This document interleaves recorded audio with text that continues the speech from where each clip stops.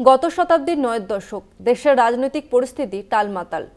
তার মধ্যেই দেশের প্রধানমন্ত্রী হলেন কংগ্রেসের প্রবীণ নেতা পিভি নরসিম্হা রাও। কেন্দ্রীয় অর্থমন্ত্রীর দায়িত্ব পেলেন বিশিষ্ট অর্থনীতিবিদ মনমোহন সিং। রাজনৈতিক পরিস্থিতির মতো ভারতের অর্থনৈতিক পরিস্থিতিও অত্যন্ত নড়বড়ে। বিদেশি মুদ্রার ভান্ডার তলানিতে এসে ঠেকেছে, মূল্যবৃদ্ধি চরমে, বেকারত্ব বেড়েই চলেছে। এই অবস্থায় দেশের অর্থনীতিকে জাগিয়ে তুলতে হাজির মনমোহন। কেন্দ্রীয় প্রতিরক্ষা মন্ত্রী রাজনাথ সিং এর ভাষায় কঠিন সময়ে দেশের অর্থনীতিকে নতুন করে গড়ে তুলতে মুখ্য ভূমিকা নিয়েছিলেন প্রাক্তন প্রধানমন্ত্রী মনমোহন সিং।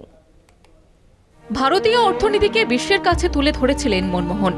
দেশের ওই কঠিন সময়ে অর্থনীতিকে উদারীকরণের পথে হাঁটতে শেখান তিনি। মনমোহনের সেই উদার অর্থনীতির সমালোচনায় মুখর ছিলেন বামপন্থী নেতারা। পরবর্তীকালে তারাই মনমোহনের প্রশংসায় ছিলেন পঞ্চমুখ। প্রয়াত প্রাক্তন প্রধানমন্ত্রীকে ভারতের আর্থিক সংস্কারের পুরোধা বললেও অত্যুক্তি হয় না। দেশের অর্থনীতি তখন খাদের কিনারায়।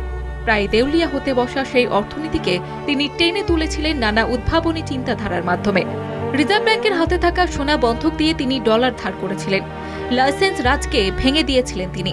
সেই ৯-এর দশকে যে আর্থিক সংস্কারে হাত দিয়েছিলেন মনমোহন, পরে সেই পথেই হেঁটেছে ভারতবর্ষ।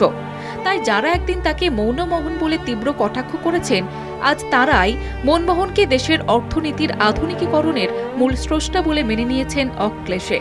এটাই মনমোহনের সাফল্য। ২০১৪ সালে যখন তার প্রধানমন্ত্রিত্ব প্রায় শেষের পথে, তখন তিনি মন্তব্য করেছিলেন, ইতিহাস আমার প্রতি সদয়তর হবে। আজ তার মৃত্যুর পর প্রধানমন্ত্রী নরেন্দ্র মোদী থেকে শুরু করে বিজেপির তাবড় নেতামন্ত্রীরা তার অবদানকে শ্রদ্ধার সঙ্গে স্মরণ করেছেন।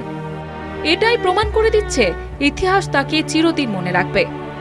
১৯৬৬ সাল থেকে ১৯৬৯ সাল রাষ্ট্রপুঞ্জে কর্মরত ছিলেন তিনি।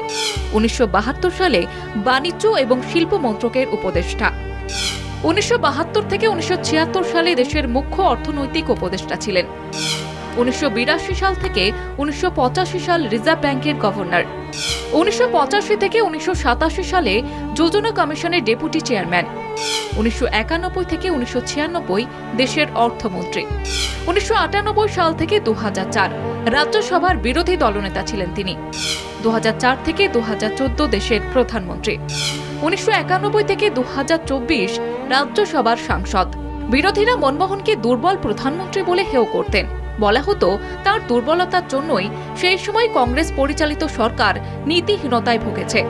আজ অস্বীকার করার উপায় নেই, মনমোহনের দৃঢ়তার জন্যই ভারতের অর্থনীতি চাঙ্গা হয়েছে, যার ফসল এখন তুলছে বিজেপি। কলকাতা টিভি।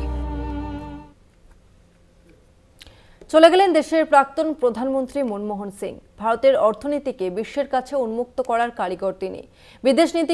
বিদেশ নীতিতেও যার ভূমিকা ছিল উল্লেখযোগ্য। প্রাক্তন প্রধানমন্ত্রীর মৃত্যুতে শোক প্রকাশ গোটা বিশ্বের।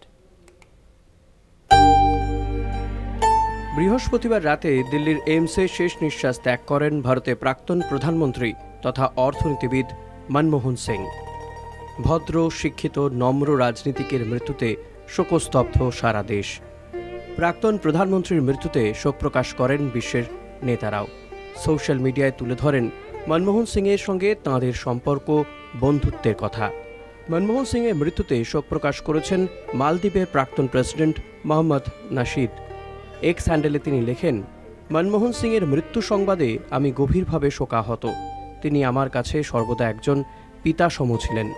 তিনি মালদ্বীপের একজন ভালো বন্ধু ছিলেন। প্রাক্তন আফগান রাষ্ট্রপতি হামিদ কারজাই ভারতের দুবারের প্রধানমন্ত্রীকে একজন মহান নেতা এবং সত্যিকারের বন্ধু হিসেবে স্মরণ করেন।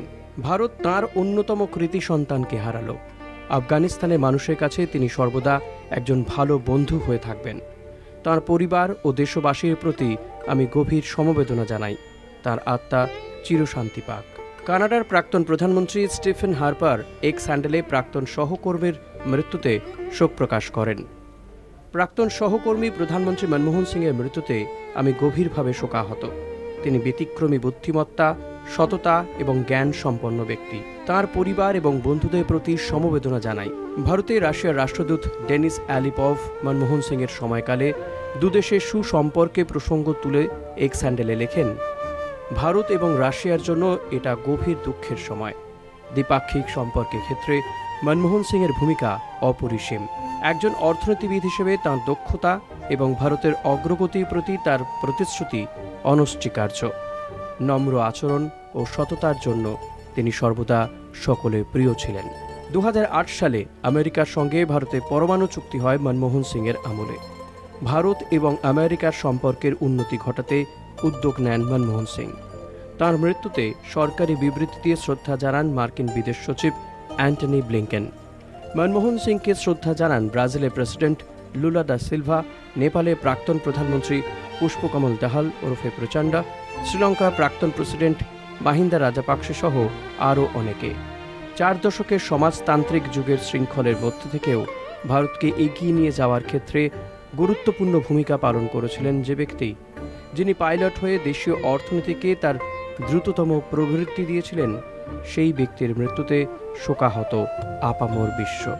কলকাতা টিভি।